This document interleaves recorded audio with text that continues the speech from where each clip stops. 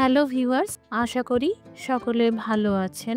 আজকে এমন একটি ভিন্ডির রেসিপি শেয়ার করব যা খুবই ঝটপট তৈরি হয়ে যায় আর খেতেও বেশ টেস্টি হয়। স্কুল অফিসের জন্য খুবই কম সময় টিফিনে বানাতে পারবেন। ট্রেনে বা বাসে করে বা গাড়িতে যে কোনো সফরে এই সবজি বানিয়ে নিয়ে যেতে পারবেন। এই সবজি দীর্ঘ সময় ভালো থাকে, নষ্ট হয় না। নমস্কার, আমি মৌ। আপনারা দেখছেন মৌর সাথে রান্নাবান্না। রেসিপিটি ভালো লাগলে লাইক দিয়ে শেয়ার করে দেবেন। প্রতিদিন আরও নতুন নতুন রেসিপি পাওয়ার জন্য আমার চ্যানেলটি সাবস্ক্রাইব করে রাখুন। এখানে পরিমাণে 250 গ্রাম ভিন্ডি নিয়েছি। এই রান্নায় ভিন্ডিগুলোকে প্রথমে ধুয়ে নিতে হবে আর তারপর একটা স্বচ্ছ কাপড় দিয়ে মুছে নিতে হবে, অথবা পাখার হাওয়াতে রেখে দিলেও একদম শুকনো হয়ে যাবে। খুব ভালো করে শুকনো করে নেওয়ার পরেই কিন্তু এই রান্নায় ভিন্ডির ব্যবহার করবেন।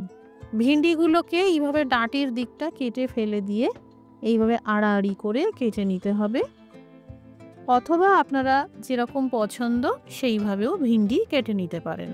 সব ভিন্ডিগুলোকে কেটে নিয়েছি। এবার কড়াইতে গরম করে নিলাম পরিমাণ মতন সানফ্লাওয়ার অয়েল। এবার কেটে রাখা ভিন্ডিগুলোকে ভাজতে হবে। এখানে আমি সানফ্লাওয়ার তেলের ব্যবহার করেছি, আপনারা যে কোনো তেল দিয়ে এই রান্নাটা করতে পারবেন। এখানে প্রথমে 2-3 মিনিট লবণ ছাড়া ভাজতে হবে। মিডিয়াম আঁচে এবার ঢেকে রেখে ভাজতে হবে। এতে ভাজার সাথে সাথে ভিন্ডি নরম হয়ে সুসিদ্ধ হয়ে যাবে।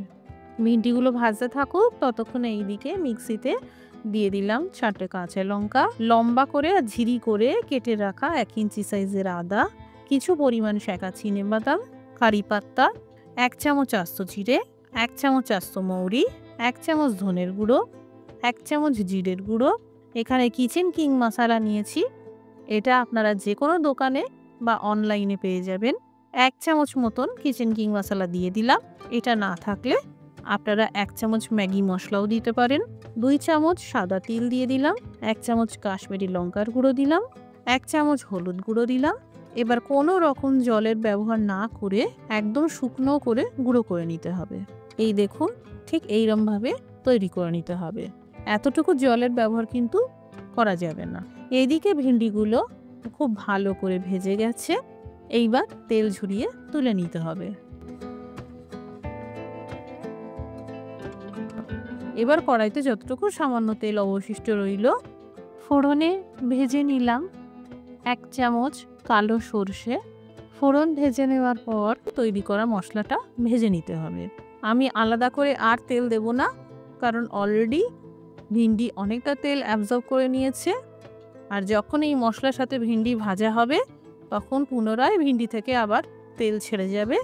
এইভাবেই ক্রমশ নাড়াচাড়া করে মশলাটাকে ভালো করে ভেজে নিলাম। এই পর্যায়ে স্বাদ মতন লবণটাও দিয়ে দিতে হবে। মশলার সাথে ভিন্ডি আরও 2 মিনিট মতন ভেজে নেব।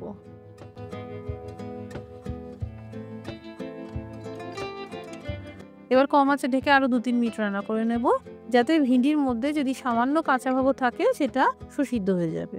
এখানে সিদ্ধ করার জন্য কোনো রকম জলের ব্যবহার করা যাবে না, যেহেতু এই রান্নায় কোনো রকম পেঁয়াজ রসুন আলুর ব্যবহার করা হয়নি আর কোনো রকম জলের ব্যবহারও করা হয়নি। একদম শুকনো ভাজা ভাজা ভিন্ডির সবজি, তাই দীর্ঘক্ষণ ভালো থাকবে আর ঝটপট তৈরি হয়ে যাবে, নষ্টও হবে না। বাড়িতে বানালে কমেন্ট করে জানাতে পারেন কেমন তৈরি হলো। রেসিপিটি দেখার জন্য অসংখ্য ধন্যবাদ। সবাই ভালো থাকুন, সুস্থ থাকুন।